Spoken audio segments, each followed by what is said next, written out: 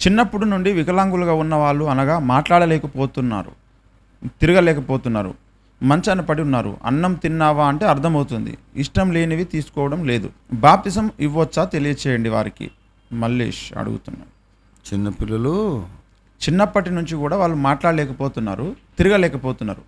అలా ఉన్నటువంటి వికలాంగులు మంచాన పడి ఉన్నారు. తిన్నవా అంటే మాత్రమే అర్థమవుతుంది. ఇష్టం లేనివి ఏమన్నా ఉంటే వారు తీసుకోవడం లేదట. అలాంటి సిచ్యువేషన్లో ఉన్న వాళ్ళు మరి బాప్తిసము ఇవ్వొచ్చా?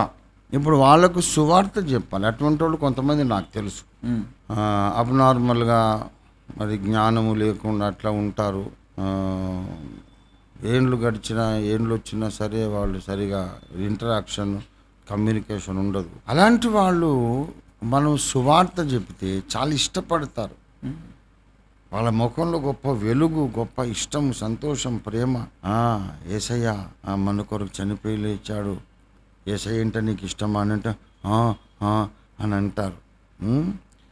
వాళ్ళకు సువార్త చెప్పి ఎప్పుడు దేవుని గురించి మాట్లాడుతూ ఉండాలి.